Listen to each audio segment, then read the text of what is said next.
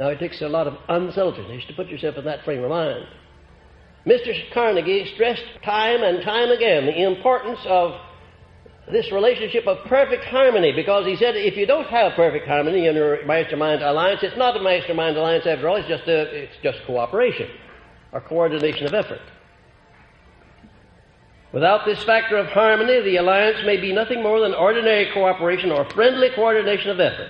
The mastermind gives one full access to the spiritual powers of the other members of the alliance. I want you to underscore that part in your notes.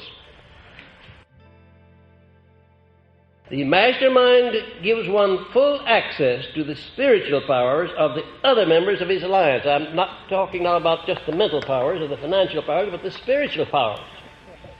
The feeling that you have when you begin to establish permanency in your mastermind relationship is going to be one of the most outstanding and pleasant experiences of your entire life.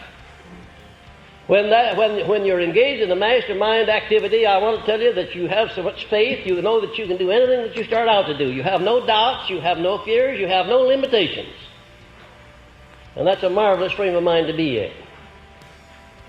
And the sixth premise, yes, I just want to know if you're following me. It is the fifth. It is a matter of established record that all individual successes based upon any kind of achievement above mediocrity are attained through the mastermind principle and not by individual effort alone. Just imagine how little you could accomplish if you didn't have the cooperation of other people. Suppose that you're in a profession. Suppose you're a dentist or a lawyer or a doctor or an osteopath or anybody in the profession. And suppose that you didn't understand how to convert each one of your clients or patients into a salesman for yourself. Imagine how long would it take to build up a clientele or a following.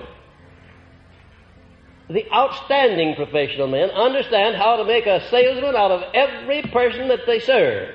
And they do it all by indirection. They don't go about it directly. They do it by going the extra mile, by going out of their way to be of unusual service. But they do make salesmen out of all of their clients. Most successes are the result of personal power, and personal power of sufficient proportions to enable one to rise above mediocrity is not possible without the application of the mastermind principle. Now, during the first term of Franklin D. Roosevelt in the White House, I had the privilege of working with him as a confidential advisor, and it was I who laid out the skeleton of the propaganda plan that took the words business depression out of the headlines of the papers and substituted in their stead business recovery.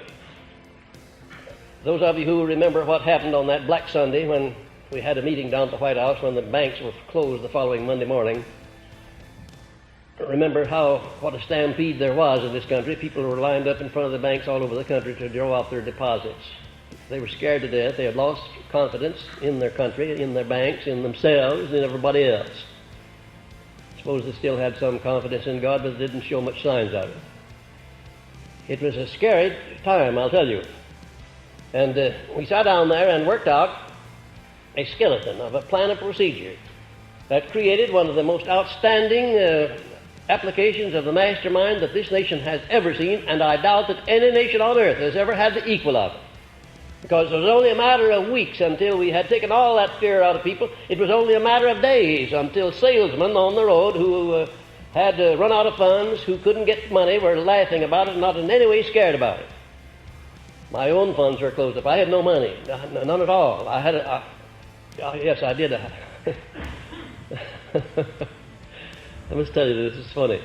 I got very smart when I found out what was coming, and I ran down to the bank and got a $1,000 bill. Well, I might just as well have had only 10 cents. Nobody could change it. It wasn't worth a nickel. Not a nickel. But I wasn't scared because everybody else was the same boat that I was in. But something had to be done about it. And Franklin D. Roosevelt was a great leader. He had great imagination. He had great courage. And here's what we did. First of all, we got both houses of Congress working in harmony with the President. The first time in the history of this nation that both houses of Congress, Democrats and Republicans alike, got behind the President and forgot about what their political faiths happened to be.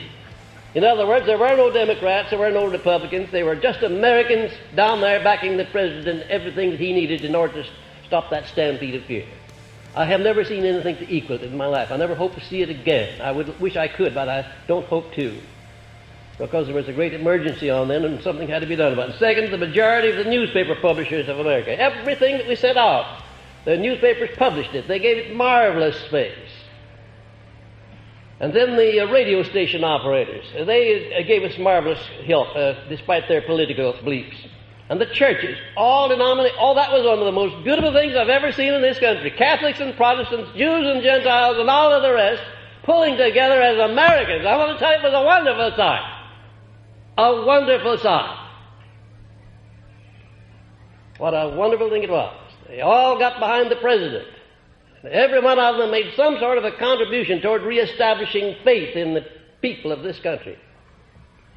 But during these hectic days, I want to tell you that there wasn't any doubt in the minds of the majority of the people. I don't know, I didn't come in contact with anybody who didn't think that Mr. Roosevelt was the only man, the finest man that could possibly have handled that chaotic condition. And don't get me wrong politically. I'm just talking about a great man who did a great job at a time when it needed to be done. And he did it because he had a mastermind alliance work out there that was unbeatable.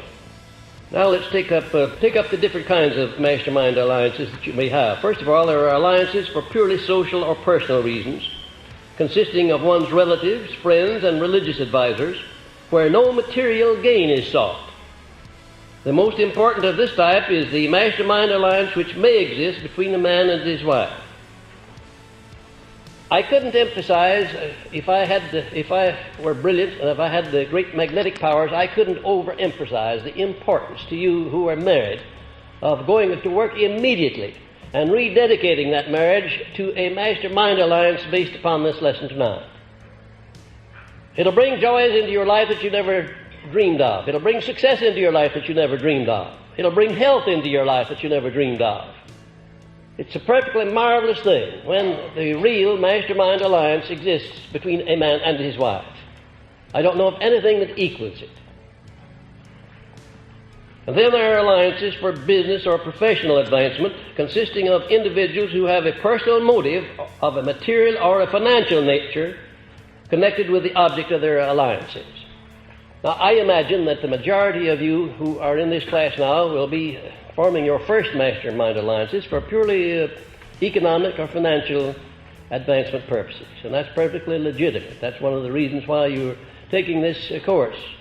You want to improve your economic and financial condition. And you should start in immediately now to form a mastermind alliance for that purpose. And if you only can find to begin with one person, that's all right. Start out with one. And then look around until the two of you select another one. Now, you can't select another one, but the two of you. When you go to select the third party, be sure that the second one that you've already selected is in accord. You understand that? That's important. And then when you go to select the fourth, the three of you then will pass on the fourth. And you'll go over the matter very carefully before you make him a member of the alliance.